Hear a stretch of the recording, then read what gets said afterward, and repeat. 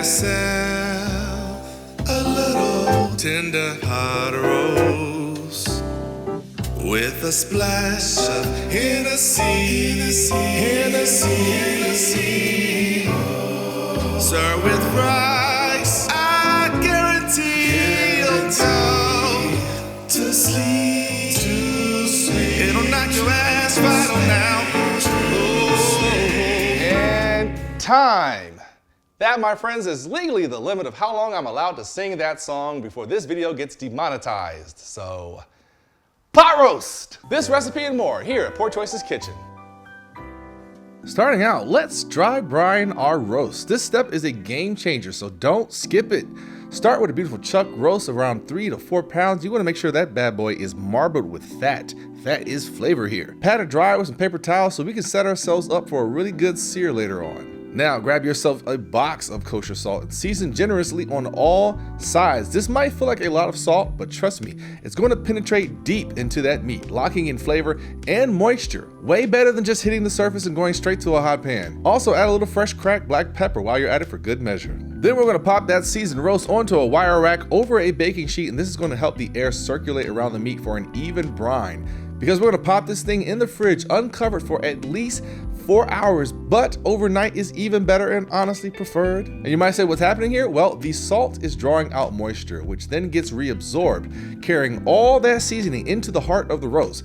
It's a thick piece of meat that needs loving on every square inch, inside and out. So again, don't be skimpy on that salt. Now, time has passed and you're ready to cook. Let's pull that roast out of the fridge for about 30 to 60 minutes beforehand. Letting it come up to room temperature ensures it cooks evenly. Pat it dry one more time to get rid of any surface moisture, and not so much that you're wiping off seasoning. This is key again in getting that gorgeous golden crust during searing. And while our roast is coming up to temp, let's rehydrate our secret weapon, porcini mushrooms. These beauties are packed with earthy, umami flavor that will elevate our sauce. So we're going to take 1 ounce of dried porcini mushrooms and we're just going to pour a cup of warm water over them.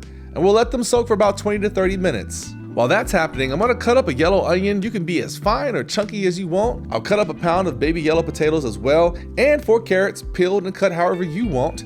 I just did rounds here. Mince up 4 cloves of regular garlic. I emphasize the regular because we're also adding in 2 cloves of black garlic, another flavor booster.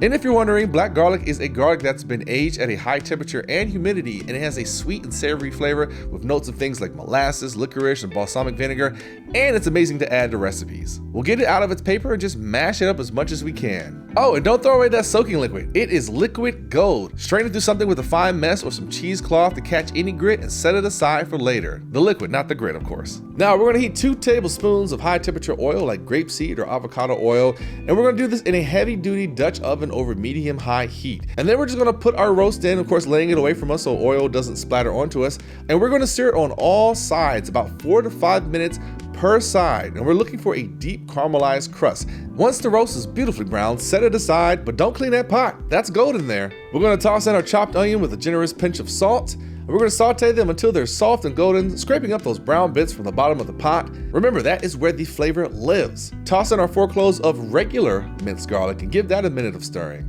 Now we're gonna stir in 2 tablespoons of tomato paste and our 2 cloves of mashed black garlic. And we're gonna let this cook for a minute or 2. And all these minutes or 2 are important because it's like toasting your spices, intensifying the flavor. Now it is time to deglaze, which really is just lifting all that fond off the bottom of the pan, although your onions may have already done this for you as they release their moisture. But we're gonna deglaze anyway, so pour in 2 cups of beef broth and 1 cup of red wine.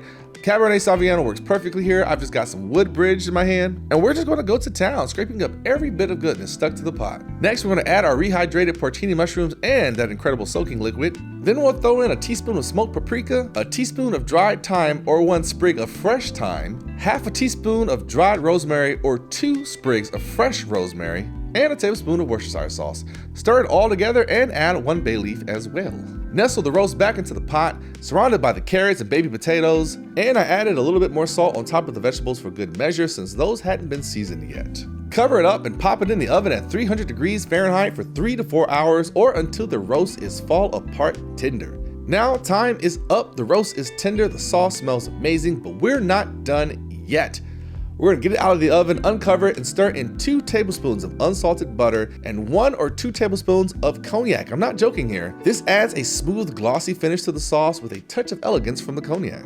Shred the roast, mix it back into that rich and savory sauce, and serve it up. Garnish it with some fresh parsley for a pop of color, and you can serve this with rice, mashed potatoes, whatever you want. Just get ready to impress. And there you have it, dry brined, slow cooked pot roast with porcini mushrooms, black garlic, and a cognac finish. This is comfort food elevated to an entirely new level, and I hope you enjoy this. Hey everybody, this is Poor Choices Kitchen. We have a Patreon link down in the description. $1 a month is all we ask for to pay for recipes in these here inflated times.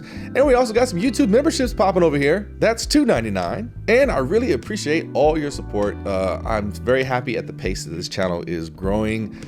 Even though I'm not always doing the best practices for YouTube, I'm putting my artistry above the business side. Although the business side is pissed when the bills are due, but the artist side is very happy. I sleep well at night. So I'm gonna keep doing this thing. I hope you keep watching and sharing. And until next time, I'll see you soon. Peace.